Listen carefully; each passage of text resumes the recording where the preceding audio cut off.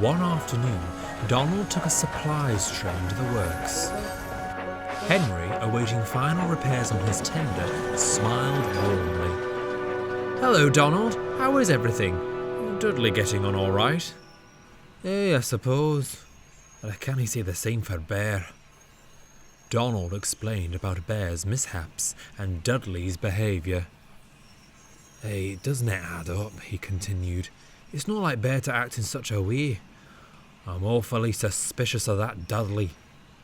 Henry grew stern. "You must tell the Fat Controller at once. I'm all too familiar with this sort of situation." Henry recounted the events of Diesel's stint on the railway. "You didn't say," gasped Donald. "He even tried to lie about me. We caught him, but only after Duck went to Edward's station. If Dudley's not stopped, Bear could be sent much further away. By the sounds of it, he's already got his coupling hooks in Gordon and James." Donald was pensive. "Leave it with me," he said, and hurried back to the shed.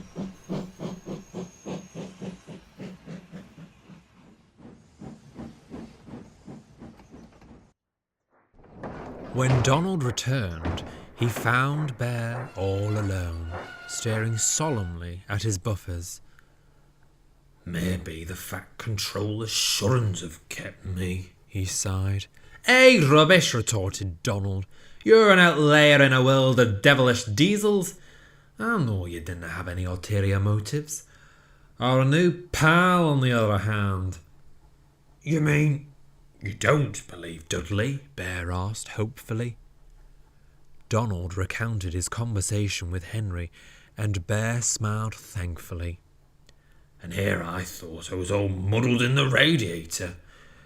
And the question is, how do we prove he's behind all this?" "I know just the thing."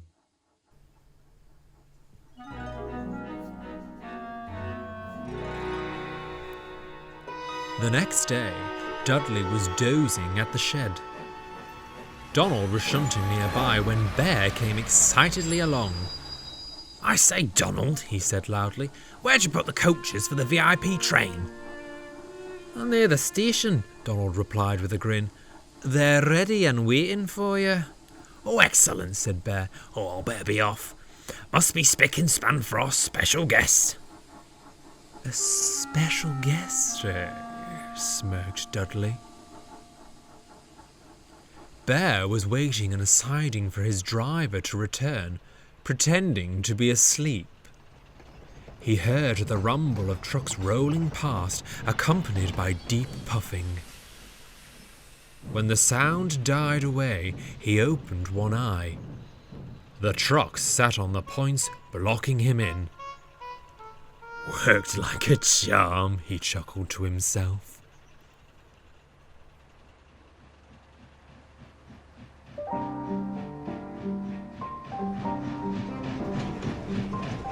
Meanwhile, Dudley skulked around the sidings by the big station. Special coaches, he thought. Where would they be? "Over here," came a voice. Dudley perked up and hurried towards it. Into a siding he swerved, and waiting for him was... "Hello," grinned Toad. "You must be Mr. Dudley." "You're not a special coach," Dudley growled. "I never claimed to be one, sir." "Were you looking for some?" "There's meant to be a VIP train," snarled Dudley, "and I'll be the one to take it." "A VIP train? Oh, that does sound thrilling." "You? How did you get out of that siding?" "I helped him," said Donald, who drew alongside. "Question is, how do you know he was trapped?" Dudley went pale. Well, that is to say, An excellent question indeed, Donald. I'm curious to hear the answer." The Fat Controller stepped out of Toad. "Well, Dudley, shall we hear the truth this time?" The engine's bewildered face twisted into a wicked snarl. Yes. It was all my doing. I'm still an engine in his prime. Why should I face the prospect of scrap? Oh yes, we've all heard of the sanctuary that is the Fat Controller's railway, a haven where steam will always have a place. And yet, there still appears to be rats amongst us. I've proven my worth. Surely you wouldn't send an engine to his end, sir? The Fat Controller pondered. No, Dudley, he said at last. I wouldn't. Dudley smirked. And I wish you luck in finding a new home. However, it won't be here. You can't, Dudley gasped. Deceit has no place on my railway. I welcome any engine, steam or diesel, who shows they are both useful and honest in their work. I hope you learn to change your ways. Perhaps then you will find what you seek. I politely ask that you leave at once. There was silence. Donald and Bear stood with bated breath. At last, Dudley gave a sinister smirk. Perhaps this railway isn't any different after all. You call this deceit? My dear sir, it is survival.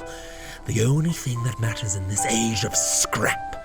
Well, you've won the battle, but not the war. I'll take my leave at your request, but you will remember me. Bear and Donald moved silently away, freeing Dudley from his siding. He puffed crossly backwards. Pleasant journeys, Mr. Dudley, called Toad cheerfully. Dudley gritted his teeth. The Fat Controller fought to keep his composure.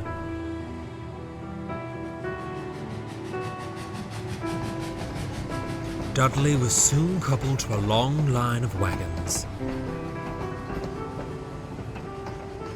Bear and Donald watched from the platform as he stormed away with much hooshing and huffing. Into the setting sun he puffed and disappeared on the horizon.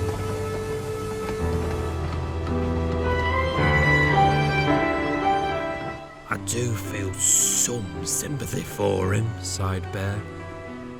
Scrap is a prospect no engine wants to face. Would you reckon he'll change?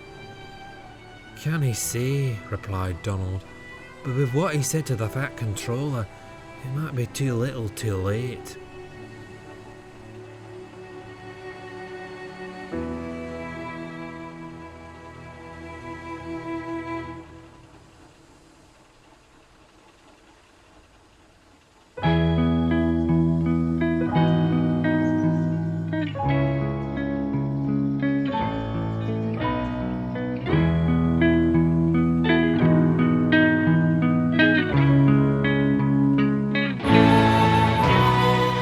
Life returned to normal on the Fat Controller's railway.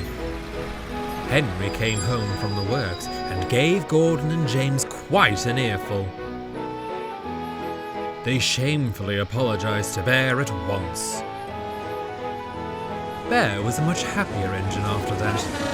He worked hard and always lent a wheel to engines in need.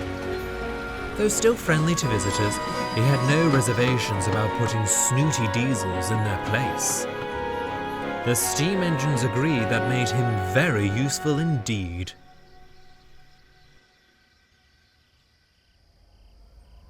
But what of Dudley? No one knows for certain. He seemingly disappeared after leaving the island of Sodor. Perhaps he changed his ways and found a new home.